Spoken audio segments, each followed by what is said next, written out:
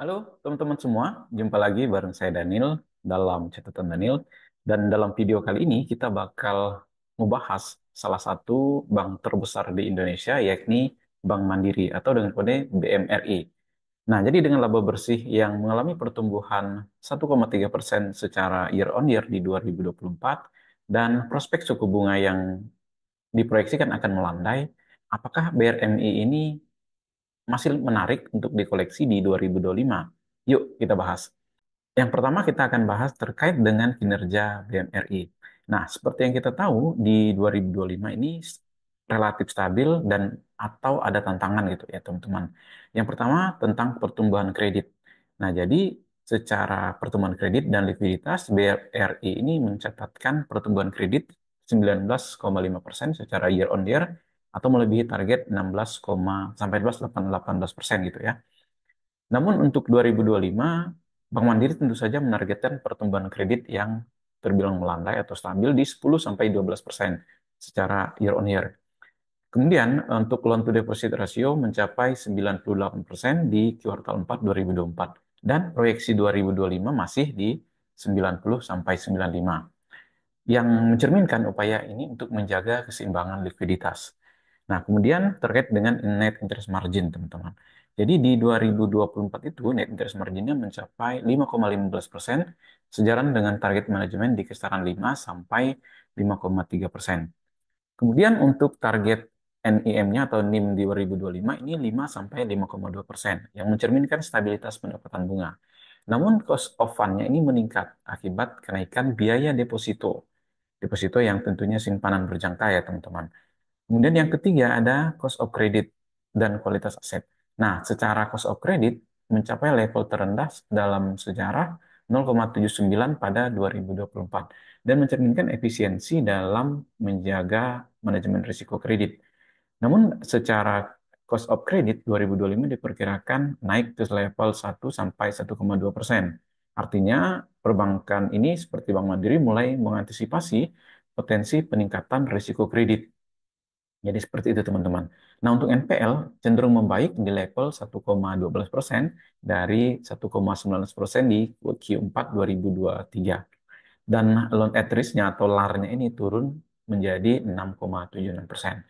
Sedangkan untuk beban operasional di kuartal 4 2024 meningkat 23% dan 41% secara year on year untuk beban umum dan administrasi.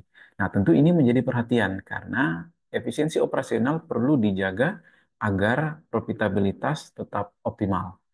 Nah, yang kedua kita bakal bahas fundamental dan neraca BMRI atau Bank Mandiri itu. Untuk posisi keuangan, total aset Bank Mandiri saat ini terus bertumbuh, didukung oleh ekspansi kredit dan peningkatan likuiditas. Nah, untuk dana pihak ketiganya atau DPK ini memang tumbuhnya kecil, yakni hanya 7,7% secara year on year. Hal ini menunjukkan bahwa Bank Mandiri perlu memperkuat strategi untuk penghimpunan dana agar terus kompetitif atau tetap kompetitif. Kemudian nilai ekuitas yang kuat ini mendukung ekspansi kredit yang lebih sehat. Yang berikutnya tentang potensi dividen yield-nya. Jadi diproyeksikan itu 6,5%. Nah, di mana kita tahu bahwa Bank Mandiri akan mempertahankan DVR-nya atau dividen payout ratio di angka plus minus 60% dengan potensi dividen yield-nya ini sekitar 6,5% pada penutupan hari Selasa di hari kemarin gitu ya teman-teman. Dan ini tentu saja menarik bagi investor untuk mengincar dividen. Nah, jadi yang kita tahu apalagi di tengah tren suku bunga BI yang terus melandai di 5,75, tentu ini di atas BI rate gitu ya teman-teman. Sedangkan untuk valuasi, kalau kita perhatikan harga sahamnya ini untuk harga saham dan pairnya ini eh, pada saat video ini direkam itu di level 5.550 dan Bank Mandiri masih di kisaran valuasi yang wajar. Kemudian untuk price earning ratio BMRI ini 12 sampai 14 kali dan relatif menarik dibandingkan kompetitor di sektor perbankan atau minimal di 4 big bank-nya teman-teman. Dan secara price book value PBP Bank Mandiri ini berada di 2,1 sampai 2,3 kali yang masih cukup atraktif dibanding dengan pertumbuhan ekuitasnya. Kemudian untuk outlook 2025 dengan proyeksi pertumbuhan kredit yang lebih rendah dan stabilitas net interest margin, tentu Bank Mandiri ini bisa menjadi pilihan untuk investasi jangka panjang. Nah, itu analisa secara kualitatif dan kuantitatif gitu ya teman-teman. Nah, bagaimana dengan prospek Bank Mandiri di 2025? Nah, kita tahu di tengah suku bunga BI yang melandai, tentu ada dampak penurunan suku bunga, di mana suku bunga ini akan berpotensi melandai dan mendorong permintaan kredit sehingga eh, pertumbuhan kredit semakin membaik. Kemudian Bank Mandiri juga bisa mendapat keuntungan dari peningkatan aktivitas ekonomi dan penurunan biaya dana atau cost of fund tadi.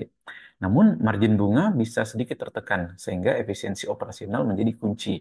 Ini prospeknya itu teman-teman. Kemudian untuk faktor risiko kita lihat kondisi ekonomi global. Jika terjadi perlambatan ekonomi global, maka permintaan kredit yang Bank Mandiri ini berfokus pada korporasi tentu juga ikut melambat. Nah, kemudian ada regulasi perbankan nih, teman-teman. Ini kebijakan DHE SDA ini dan peraturan lainnya bisa mempengaruhi likuiditas perbankan. Tentu saja likuiditasnya lebih baik gitu ya. Kemudian untuk persaingan, kita tahu semakin ketat gitu ya, teman-teman. Ada bank digital juga, ada fintech juga yang semakin agresif dalam merebut pangsa pasar kredit yang sifatnya konsumtif. Nah, jadi itu teman-teman untuk prospek di 2025 sekaligus untuk outlook-nya. Apakah sekarang kita masih bisa mengoleksi untuk Bank Mandiri? Nah, untuk prospeknya teman-teman kita perhatikan yang pertama pertumbuhan kredit tetap solid, kemudian net interest margin masih stabil di level 5% sampai 5,2%, kemudian dividen yield-nya 6,5% dan fundamental keuangan yang sangat kuat. Sementara untuk konsolidasi teman-teman kita perhatikan beban operasional ini tentu saja meningkat atau untuk tantangannya tadi ya teman-teman. Kemudian cost of fund-nya ini bisa naik akibat menekan margin bunga bersih gitu ya, karena bunga akan naik. Kemudian pertumbuhan kredit di 2025 diproyeksikan melandai. Nah, kemudian untuk rekomendasi kami memberikan semacam kisi-kisi gitu ya teman-teman. Jadi untuk investor jangka panjang, Bank Mandiri ini sebenarnya masih layak koleksi. Nah, tentu kita perlu disclaimer teman-teman, terutama bagi yang mencari saham dividen. Nah, ini pilihan yang bagus gitu ya. Sedangkan untuk trader, teman-teman perhatikan potensi tekanan margin dan juga beban operasional pada saat akan mau masuk di Bank Mandiri ini. Jadi rentang masuknya itu teman-teman perhatikan.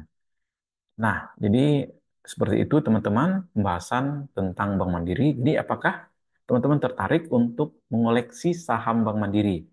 Nah, jika teman-teman tertarik, tulis pendapatnya di kolom komentar atau punya sanggahan informasi, silahkan sampaikan di kolom komentar. Nah, jadi demikian.